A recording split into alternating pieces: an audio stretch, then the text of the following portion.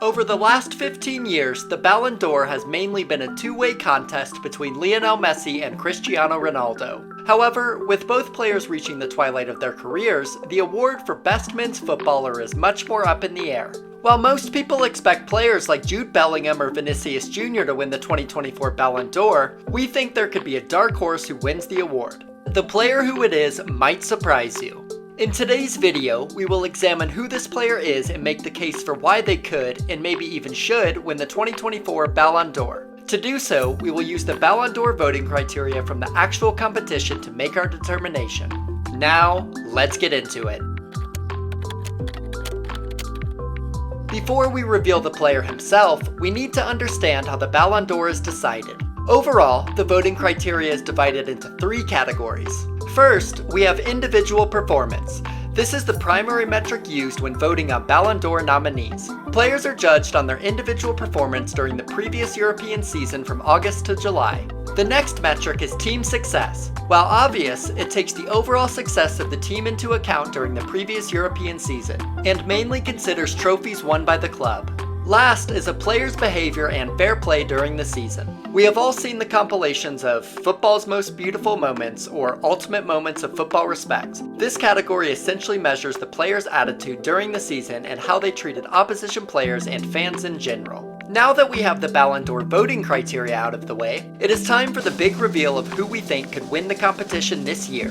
The dark horse who we think could win the 2024 Ballon d'Or is Florian Wirtz. The 21-year-old attacking midfielder has had an insane season, as shown by his individual stats and contribution to the team. Considering Bayer Leverkusen's incredible season so far, these stats are contributing to potential history.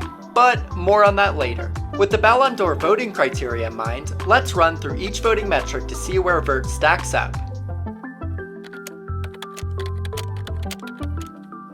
Florian Wirtz has become known across Europe as one of the most promising young attacking midfielders, and his stats speak for themselves. With 3 games left for Leverkusen across all competitions, Wirtz has so far contributed 19 goals and 19 assists for a total of 38 goal involvements. These insane stats have come in 46 appearances for the Eternal Bridesmaids, or 0.84 goal involvements per match across all competitions. When comparing only his Bundesliga stats to players across Europe's domestic leagues, Wirtz ranks in the 93rd percentile for goals scored and the 98th percentile for assists. Both of these metrics put him in the 97th percentile for overall goal involvements in his domestic league, which is especially amazing considering he is only 21 years of age.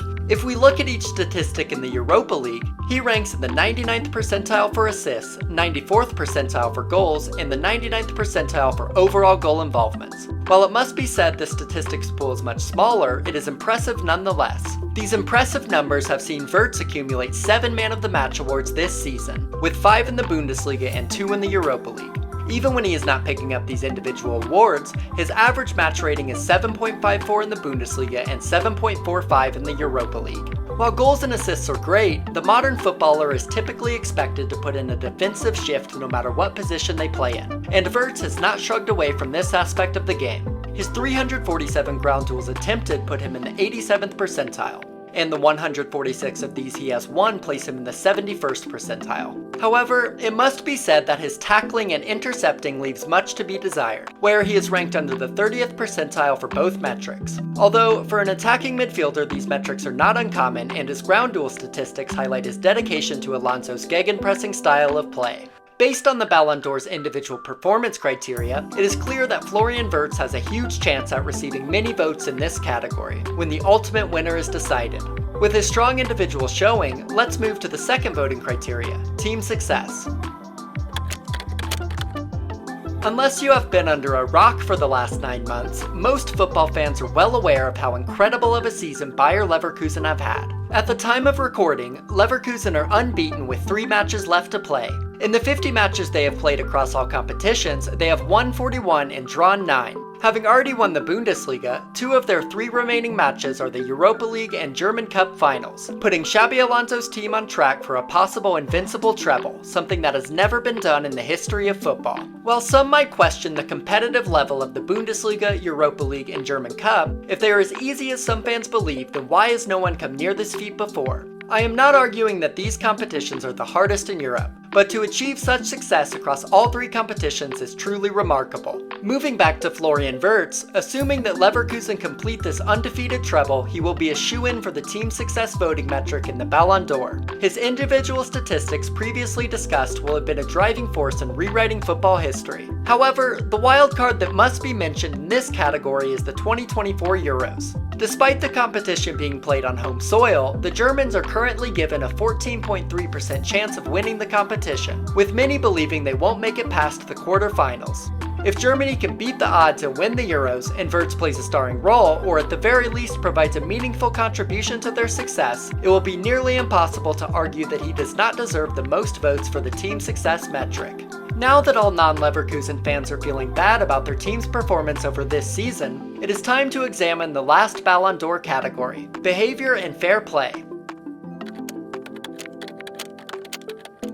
Behavior and fair play is perhaps the hardest metric to determine, since much of it is up for interpretation. For the purpose of this video, we will attempt to be as objective as possible. In 48 appearances across all competitions, Wirtz has received 5 yellow cards. His 3 yellows in the Bundesliga put him in the 0.11 percentile across Europe, indicating that based on the rest of the continent, he is better behaved on the pitch or at least commits less cardable fouls. Building off of this, he has not received any red cards this season.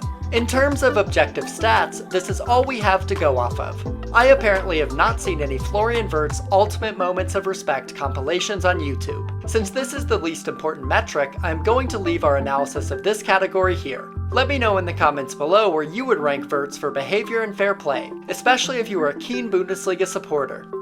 While most players dream of winning the World Cup or the Champions League, few would be able to say that winning the Ballon d'Or is not something that piques their interest. Much like winning the previous team competitions, winning the Ballon d'Or gives players the chance to catapult themselves into legendary status. Despite not being regularly discussed as a serious candidate, Florian Wirtz has a great chance of winning the Ballon d'Or based on the voting criteria and where he stacks up. Let me know who you think will win this year's Ballon d'Or in the comments below. Do you think that Florian Wirtz has a chance to be crowned the winner? If you enjoyed this video, don't forget to subscribe for more football content from an American perspective.